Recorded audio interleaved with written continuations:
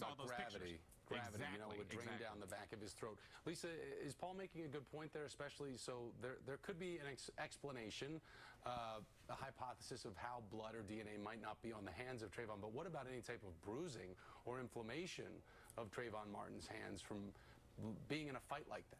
Well, apparently there is one small cut on Trayvon Martin's hands, and I expect to hear about that. But the defense has answers for the lack of blood, and we heard some of that today on the cross-examination. Their theory is that George Zimmerman was down. He was on his back, and when he was punched, the blood went back into his nose, went back into his throat. It was only after the altercation, when he got up, that gravity made the blood go down.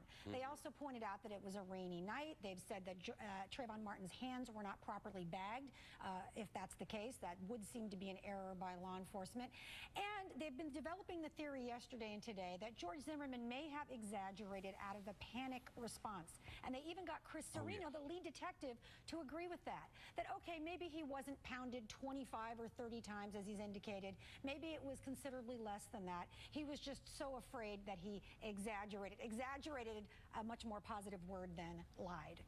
All right, I want to say thanks to both Lisa Bloom and Paul Henderson. I ask you to stick around because we are going to stay with this coverage of the George Zimmerman trial here on MSNBC. We're going to jump back to live witness testimony from Sanford right after a quick break. Stick around.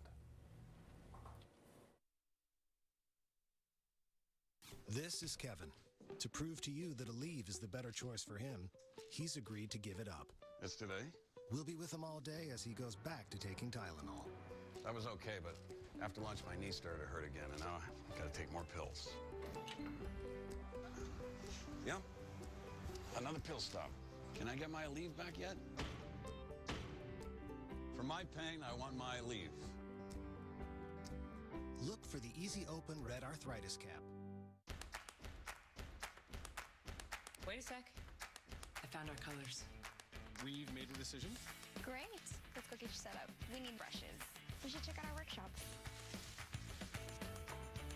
Push your color boundaries while staying well within your budget walls. I want to paint something else. More saving, more doing. That's the power of the Home Depot. Right now, get $5 off 1-gallon cans and $20 off 5-gallon buckets of select paints and stains. Switch to Swiffer WetJet, and you'll dump your old mop. But don't worry, he'll find someone else. Who's that lady? Who's that lady? Sexy lady. Used mops can grow bacteria. Swiffer WetJet starts with a clean pad every time, and its antibacterial cleaner kills bacteria mops can spread around. Swiffer gives cleaning a whole new meaning. Lovely lady. Safe Light Repair, Safe Light Replace. What makes a Safelite Repair different? We're always there for you. It's so easy. You can schedule anytime, anywhere with our mobile website or call us 24/7. Then we'll come to you with our exclusive Glass Healer resin that penetrates the tiniest microcracks for the strongest repair. And with most insurance, a repair is no cost to you. Really? Just a few more reasons to choose the Safelite Advantage. Safe Light Repair, Safe Light Replace.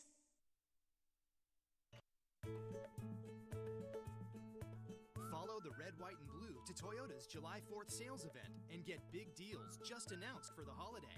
Right now, get 0% financing on the entire fuel-efficient Prius family.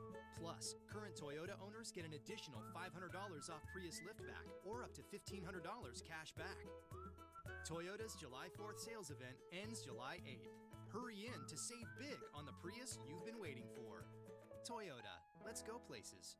For over 60,000 California foster children, having necessary school supplies can mean the difference between success and failure.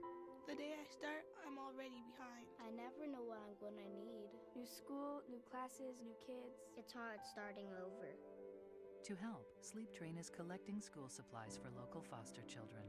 Bring your gift to any Sleep Train and help a foster child start the school year right. Not everyone can be a foster parent. But anyone can help a foster child. Festival, Melissa Harris Perry at 10, The Ed Show at noon, and Politics Nation at 1 this weekend on MSNBC. NSA leaker Edward Snowden has withdrawn his request for political asylum in Russia. Snowden pulled that request after Russia's Vladimir Putin set a condition: stop the leaks. Now, according to WikiLeaks, Snowden has now requested asylum in more than 20 countries. Here was The Guardian's Glenn Greenwald earlier today. Obviously, he wants to stay out of the clutches of the U.S. government, given the way that they persecuted whistleblowers. He's obviously trying to find a place where he can do that. Snowden himself issued a new statement in the last 24 hours through WikiLeaks saying, in the end, the Obama administration is not afraid of whistleblowers like me. No, the Obama administration is afraid of you. It is afraid of an informed, angry public demanding the constitutional government it was promised, and it should be. NBC News correspondent Jim Maseda is in Moscow with the very latest for us. Hi, Thomas. Well, it looked like American fugitive Edward Snowden had launched an official request for asylum when, on Sunday, WikiLeaks, on his behalf, submitted an application here through the Foreign Ministry. However, Russian President Vladimir Putin seemed to pour cold water on that option.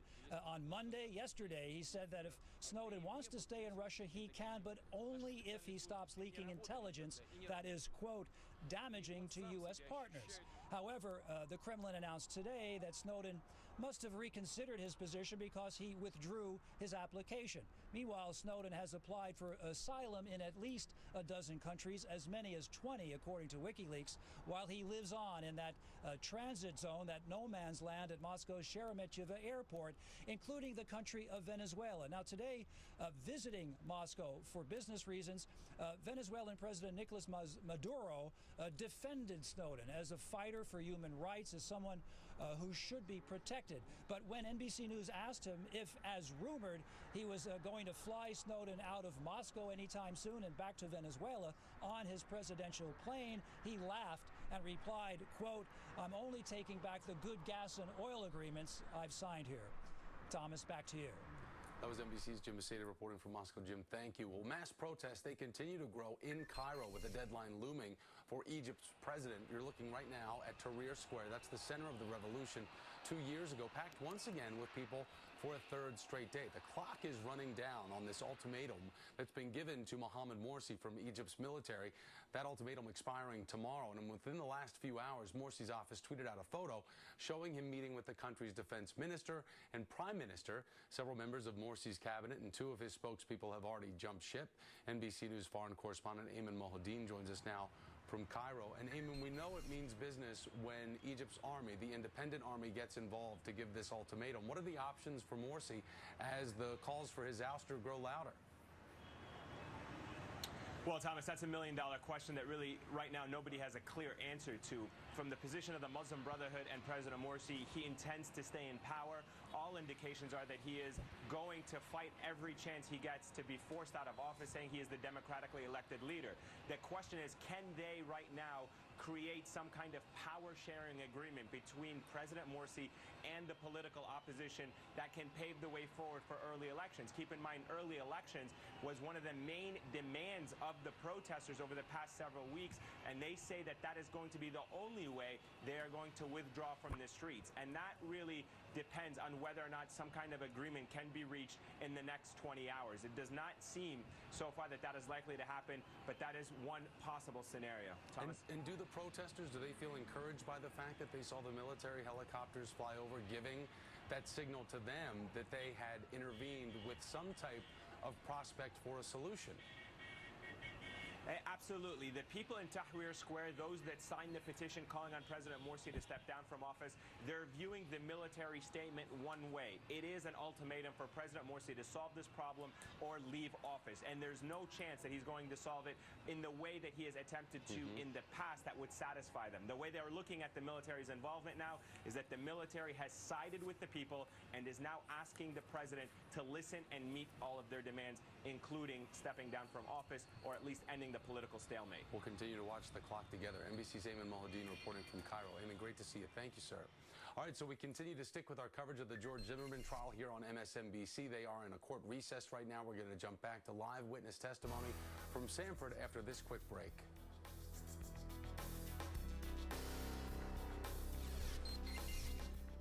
Brought to you by Multigrain Cheerios.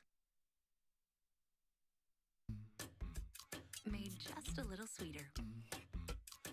all these whole grains aren't healthy, unless you actually eat them.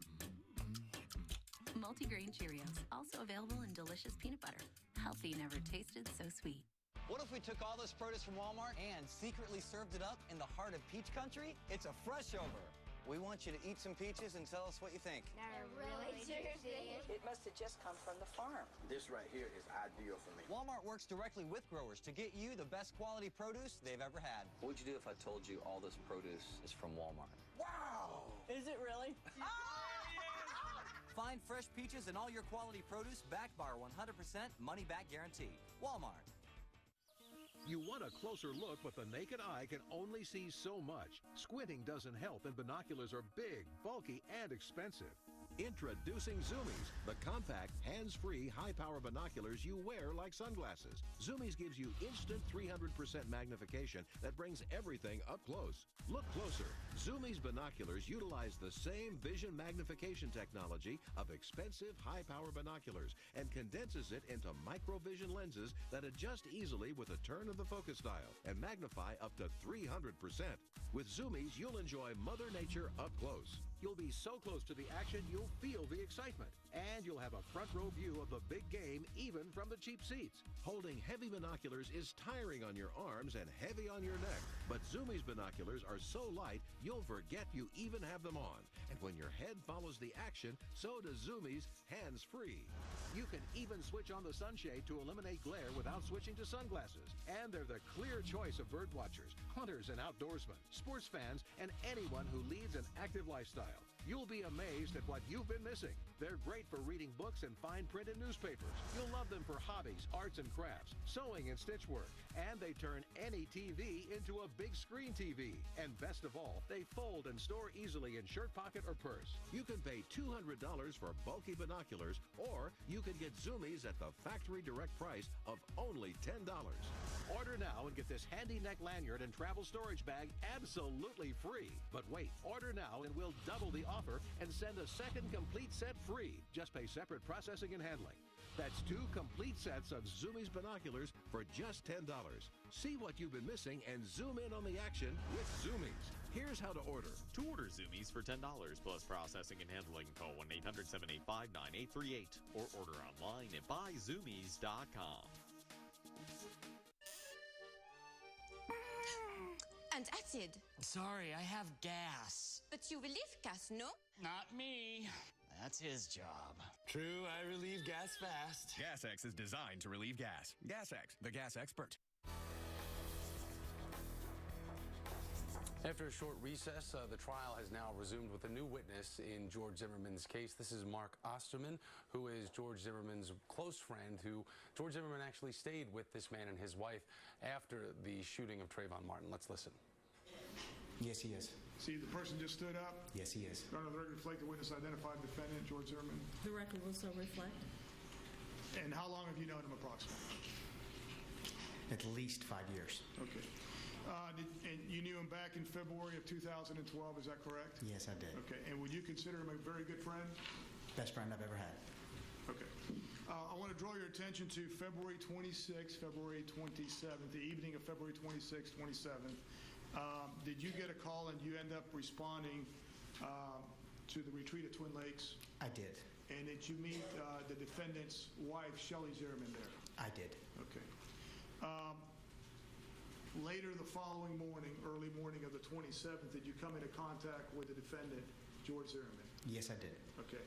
And did you transport him somewhere with his wife, Shelly Zimmerman? I did. Okay. Did he make some statements to you regarding what he alleged happened regarding the shooting he was involved in? Yes, he did. Okay. And did he specifically state that that Sunday night, the 26th, he had was going and shopping at Target? Correct. Any object, Your Honor, leading. Okay. If you could, tell us what the defendant told you, and let me set the setting if I could. You were with yourself, and I believe you were driving, is that correct? I drove myself. Okay. You I apologize. before? I believe I got to rephrase the question. I apologize. Confused on my part. When Mr. Zimmerman, the defendant, was telling you something about what happened, he was in the car with you, is that correct? That is correct. And were you driving? I was. And was his wife, Shelly Zimmerman, in the car with you and him? She was. Okay. And did he make some statements regarding what had happened regarding the shooting? He did. Okay, if you could tell us what the defendant said regarding what he alleged happened. George said that on that Sunday night, he had left his home, as he did every Sunday night, to get lunches for the week. And as he was going to go to Super Target, which is really, really close to his home, he was going to, he just drives out of his neighborhood, and I think it was dark that night. And on his way there is when he observed someone in a black hoodie and someone who was